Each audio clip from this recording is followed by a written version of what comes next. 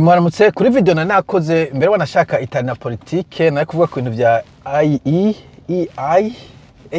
Okay, hari umuntu yaciye comment ngo none ngo badede ngo tuzokora iki ngo ko ngo atakiganiro ngo uvuga ngo udashizemo badede ngo kuduharaye. Bo je nashaka nababwira mfite iyo mvuze badede mvuze bande, okay? Ntabwo mvuze umunyagihugu nyarucari parbleu bajya abantu bagowe ayikivumvu bagowe mu bandi ntabo ndiko ndavuga. Ndi kuvuga abo bantu bariko bakijya bacicayeko, okay? Bo bitanatangaje mwebwe nimuzi ko babazo bababwira ngo ipronango imporonango yaraturiye imporona yagira biriya mugana genda kumenyeshe ko ugiye nko mu mwaka w'igihumbi kimwe 1980 umuntu wese yari afise imyaka 16 yari mu iproniste, okay? Ntibaze bababeshe umuntu wese yari Burundi, okay? Umuntu wese yari Burundi, umuntu wese uzi ko afise imyaka 50 yarabaye muri iprona, n'importe qui. Abo bandi bantunganya barabaye muri iprona. Abo baneva ndi sûr et certain nubwo ntafise ntuzeye ntari ndamuza kiri muto babaye muri pro nta muntu atari muri iprona à l'époque, okay? Abana barabapionnier aba jeune barabagerere canke aba IGRB zero intwaro yari hari IGRB hari kuri bagaza hanyuma abasaza abandi bakuze bari muri iprona abagore bari muri UFB, okay? Barabafebe ntibaze bababeshe. So iyo tuvuze ngo iprona yakoze ibi ntabwo uri kuvuga wa munyagihugu yagenda nagasuka ku rutugu atari kabitatu ngo tuzotora abo bibazo reka da bajya bari ibiki.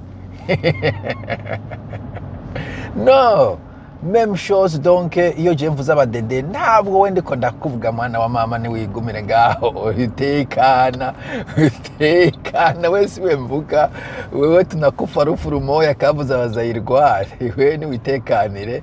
So rero mvuze dede mu vyukuri niraza ko ari shortcut yo kuvuga abo bantu b'inkozi zikibi bari muri CNDD FTD basahura ikawa basahura mase basahura ibigori basahura igitoro basahura ubutare bajya ama passport y'abantu bajya ama permis de conduire bajya ama plaque y'imodoka n'amapikipiki bapfunga abantu gihorera bakubita abantu gihorera bangaza abandi. Abo bantu nibo badede ndiko ndavuga.